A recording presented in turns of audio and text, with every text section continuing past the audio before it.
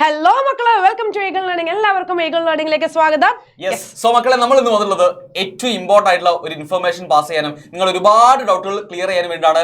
എല്ലാവർക്കും അറിയാവുന്ന കാര്യമാണ്, നമ്മുടെ മെയ് 29-നാണ് ട്രയൽ അലോട്ട്മെന്റ് വരുന്നത്. അത് തന്നെ രാവിലെ 10 മണിക്ക്. പക്ഷെ എന്റെ മക്കൾക്ക് ഒരുപാട് കുട്ടികൾക്ക് ഡൗട്ടാണ്, എന്തിനാണ് ഈ ട്രയൽ അലോട്ട്മെന്റ്, ഇതുകൊണ്ട് എന്താ കാര്യമുള്ളത് നമുക്ക് ചോദിക്കുന്ന ഒരുപാട് ആൾക്കാരുണ്ട്. അതുപോലെ ഇതെങ്ങനെ ചെക്ക് ചെയ്യുന്ന ആലോചിക്കുന്ന ഒരുപാട് മക്കളുണ്ട്. സോ നിങ്ങൾക്കുള്ള എല്ലാ ഡൗട്ടുകളും നമ്മൾ ഈ ഒറ്റ വീഡിയോയിൽ ക്ലിയർ ചെയ്തിരിക്കും. നിങ്ങൾ എന്താക്കുക, വീഡിയോ മൊത്തം കാണുക.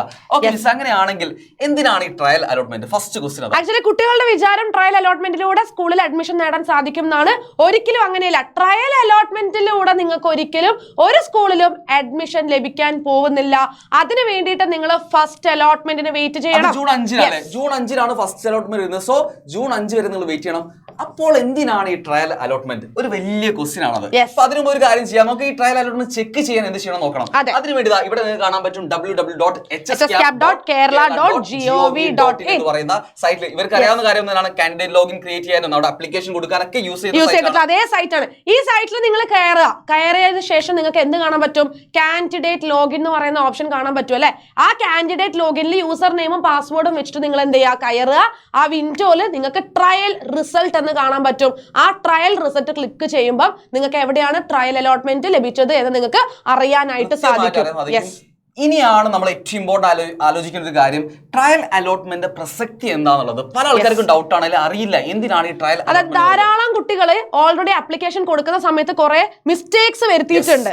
അതായത് ഇപ്പൊ ഇവരുടെ കാസ്റ്റുമായിട്ട് ബന്ധപ്പെട്ട മാറ്റങ്ങൾ വരുത്താൻ, അതേപോലെ തന്നെ ഇവരുടെ താലൂക്ക് പഞ്ചായത്ത് അങ്ങനെയുള്ള കുറെ ഡീറ്റെയിൽസിൽ മാറ്റം വരുത്താൻ സാധിക്കും.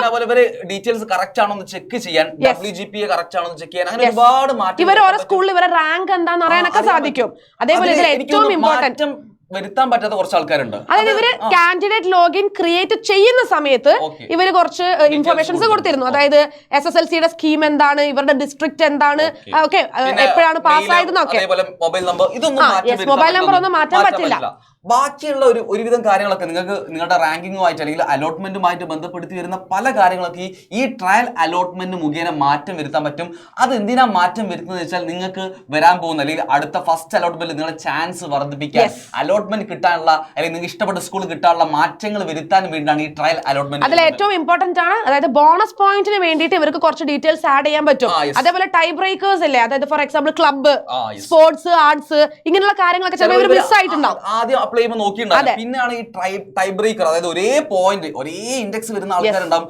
അവർക്കുള്ള ഈ ബ്രേക്ക് ചെയ്യാൻ വേണ്ടിയിട്ട് ഈ ഒരു കാര്യം നിങ്ങളുടെ മുന്നോട്ടേക്ക് വരാൻ സാധിക്കും. വേറെ എന്തെങ്കിലും ഒരു കാര്യത്തിൽ എന്താ മാറ്റം വരുത്താൻ സാധിക്കും. അങ്ങനെയുള്ള ഡീറ്റെയിൽസ് ആഡ് ചെയ്യാം. ഇതിനൊക്കെ പുറമെ ഏറ്റവും ഇമ്പോർട്ടന്റ് ആണ്, സ്കൂൾ കോമ്പിനേഷൻസ് മാറ്റാനും പുതിയ കോമ്പിനേഷൻസ് ആഡ് ചെയ്യാനും സാധിക്കും.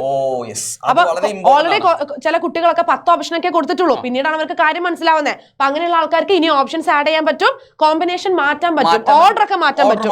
സ്കൂൾ വേണമെങ്കിൽ ചില സ്കൂൾ എനിക്ക് ആദ്യം വേണം, അല്ലെങ്കിൽ ഈ സ്കൂളിൽ ഞാൻ ആദ്യം കൊടുത്താൽ എനിക്ക് ചിലപ്പോൾ ചാൻസ് കൂടുതലുണ്ട്, അങ്ങനെയൊക്കെ മനസ്സിലാക്കിയിട്ട് കൃത്യമായിട്ട് നിങ്ങളുടെ ഫസ്റ്റ് അലോട്ട്മെന്റിന് വേണ്ടി വെയിറ്റ് ചെയ്യാൻ സാധിക്കും. അല്ലെങ്കിൽ ഫസ്റ്റ് അലോട്ട്മെന്റ് തന്നെ നമ്മുടെ ഏത് സ്കൂളാണ് കിട്ടുന്നത് നേടിയെടുക്കാൻ സാധിക്കും എന്ന് മനസ്സിലാക്കി വെക്കുക. അതാണ് ട്രയൽ അലോട്ട്മെന്റ് വരുന്നത്. അപ്പൊ ഇവർക്ക് മെയ് 31-ാം തീയതി 31-നാണ് വൈകിട്ട് കൃത്യം 5 മണി വരെയാണ് ഇവർക്ക് ഈ ട്രയൽ അലോട്ട്മെന്റ് എഡിറ്റ് ചെയ്യാനുള്ള ഓപ്ഷൻ ഉള്ളത്. അതിനുശേഷം നിങ്ങൾ ഒരിക്കലും എന്താക്കരുത്, ഈ മെയ് 31 വരെ കാത്തു നിൽക്കരുത്. അതിന് മുമ്പ് തന്നെ എല്ലാം മനസ്സിലാക്കിയിട്ട് എന്തൊക്കെ മാറ്റങ്ങളാണോ വരുത്തേണ്ടത് അതൊക്കെ മനസ്സിലാക്കി നോട്ട് ചെയ്ത് 1 by 1 ആയിട്ട് നിങ്ങൾ എന്താക്കുക, ആ മാറ്റങ്ങളൊക്കെ വരുത്തുക. അപ്പൊ ഇവർക്ക് ഒരു സംശയം ഉണ്ടാവും, എഡിറ്റ് ഓപ്ഷൻ ഉണ്ടാവുമെന്ന്. അതായത് ഇതേ സൈറ്റിൽ നിങ്ങൾ കയറുക, കാൻഡിഡേറ്റ് ലോഗിൻ ചെയ്യുക, യൂസർ നെയിമും പാസ്വേഡും ഉപയോഗിച്ച് കാൻഡിഡേറ്റ് ലോഗിൻ ചെയ്തതിന് ശേഷം നിങ്ങൾക്ക് അവിടെ എഡിറ്റ് ഓപ്ഷൻ കാണാൻ പറ്റും. അപ്പം ആ എഡിറ്റ് ഓപ്ഷൻ ക്ലിക്ക് ചെയ്തിട്ട് വേണം ഈ ഡീറ്റെയിൽസും കാര്യങ്ങളൊക്കെ നിങ്ങൾക്ക് വേണ്ട മാറ്റങ്ങൾ വരുത്തി കഴിഞ്ഞാൽ മറക്കരുത്, ഫൈനൽ സബ്മിഷൻ അഥവാ ഫൈനൽ കൺഫർമേഷൻ കൊടുക്കാതിരിക്കരുത്. മറക്കാതെ സബ്മിറ്റ് ചെയ്തോളൂ. മറന്നുപോകാൻ ചാൻസ് ഉള്ള കാര്യം കൂടിയാണ്, കിട്ടില്ല, നഷ്ടപ്പെടുന്നു മനസ്സിലാക്കുക. So final submission very very very important ആണ്. നിങ്ങൾ എന്ത് ചെയ്തോ അപ്പോൾ തന്നെ എന്താക്കുക, മൊത്തമായിട്ടും കംപ്ലീറ്റ് ചെയ്തിട്ട് ഒരു സമയം തന്നെ ചെയ്താൽ മതിയല്ലേ. എല്ലാം കൂടി ഒരു സമയത്ത് വേറൊന്ന് അങ്ങനെ ചെയ്യുന്ന പകരം എല്ലാം കൂടി നോട്ട് ചെയ്ത് വെച്ചിട്ട് ഒരു സമയത്ത് ചെയ്ത് ഫൈനൽ സബ്മിഷനും ആ സമയത്ത് തന്നെ ചെയ്ത് വെക്കുക. അതോടുകൂടി നമ്മുടെ അടുത്ത വെയിറ്റിംഗ് എന്ന് പറഞ്ഞാൽ ജൂൺ 5-ന് വരുന്ന ഫസ്റ്റ് അലോട്ട്മെന്റിലേക്കാണ്. ആൻഡ് കുട്ടികളുടെ സംശയം മെയ് 27-ാം തീയതി റീവാലുവേഷന്റെ റിസൾട്ട് വന്നു, SSLC റീവാലുവേഷൻ റിസൾട്ട് വന്നു. അപ്പം ഇവരുടെയൊക്കെ ഒരു വിചാരം ഉണ്ടാവും, അതായത് ഇവർക്ക് ഗ്രേഡ് മാറിയിട്ടുണ്ടാവും, A+ കൂടിയിട്ടുണ്ടാകാം, അങ്ങനത്തെ കുറെ കണ്ടീഷൻസ് ഉണ്ട്.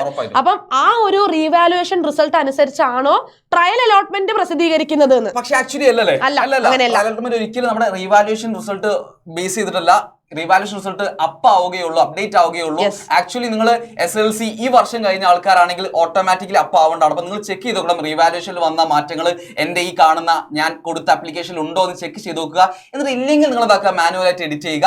ഇനി അതല്ല, ബാക്കി വേറെ കുറെ ആൾക്കാരുണ്ട്, CBSE വരുന്ന ആൾക്കാരുണ്ട്, THSLC വരുന്ന ആൾക്കാരുണ്ട്, അതേപോലെ തന്നെ നമ്മുടെ സ്കീമുകൾ ഈ വർഷം SSLC ചെയ്താത്ത കുറച്ച് മുമ്പത്തെ വർഷം എഴുതിയ ആൾക്കാർ, അവരൊക്കെ എന്തെങ്കിലും മാറ്റങ്ങൾ വരുത്തണമെങ്കിൽ സ്കീം ഒന്നല്ലാതെ കൊടുക്കുന്ന ആൾക്കാരുണ്ടെങ്കിൽ നിങ്ങൾ എന്ത് ചെയ്യണം, തന്നെ എഡിറ്റ് ചെയ്യുകയാണ് വേണ്ടത്. അപ്പൊ നിങ്ങൾക്ക് അഥവാ മാനുവലി മാറ്റാൻ, അയ്യോ എന്റെ റിവാലുവേഷൻ റിസൾട്ട് മാറിയിട്ടില്ല, എനിക്ക് ഗ്രേഡ് മാറിയിട്ടില്ല എന്നൊക്കെ തോന്നുകയാണെങ്കിൽ, നിങ്ങൾക്ക് മാറ്റാനുള്ള ഒരു ബുദ്ധിമുട്ടുണ്ടെങ്കിൽ കൺസേൺ സ്കൂളിൽ പോയാലും അവർ നിങ്ങൾക്ക് വേണ്ടിയിട്ട് അത് ചെയ്തു തരുന്നതായിരിക്കും. അവിടെ പോയി ബന്ധപ്പെട്ടാൽ മാത്രം മതി, നിങ്ങൾക്ക് എന്താക്കും എല്ലാ കൃത്യമായിട്ടുള്ള എല്ലാ കാര്യങ്ങളും സ്കൂളിൽ തന്നെ ചെയ്തു തരും. യെസ്, ഫസ്റ്റ് അലോട്ട്മെന്റ് എന്തായാലും, അതായത് തീർച്ചയായും നിങ്ങളുടെ ഈ റീവാലുവേഷൻ റിസൾട്ടിന്റെ ബേസിസിൽ തന്നെ ആയിരിക്കും. അപ്പൊ ആ പേടിയൊന്നും നിങ്ങൾക്ക് വേണ്ട. എന്തായാലും ഫസ്റ്റത്തെ അലോട്ട്മെന്റ് നിങ്ങൾക്ക് വരുന്നത് എല്ലാ കാര്യങ്ങളും ഉൾക്കൊള്ളിച്ച്, അതായത് നിങ്ങളുടെ ആ ഒരു ഡീറ്റെയിൽസും എല്ലാം അനുസരിച്ച് തന്നെ ആയിരിക്കും.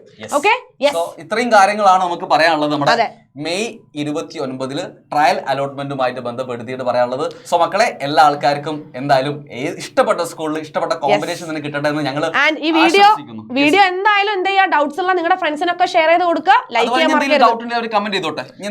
കാര്യങ്ങളൊക്കെ ക്ലിയർ ചെയ്യാണ്ടെങ്കിൽ കമന്റ് ചെയ്തോ, എല്ലാം നമുക്ക് ക്ലിയർ ആക്കി പോവാം. ഫ്രണ്ട്സിന് ഷെയർ ചെയ്യുക, ലൈക്ക് ചെയ്യുക, സബ്സ്ക്രൈബ് ചെയ്യുക. നമുക്ക് അടുത്ത വീഡിയോയിൽ ഇതുപോലെ ഇൻഫോർമേറ്റീവ് ആയിട്ടുള്ള വീഡിയോസുമായിട്ട് നമുക്ക് ഇനിയും കാണാം. ബൈ. അത് നമ്മളെല്ലാം പറഞ്ഞില്ലേ.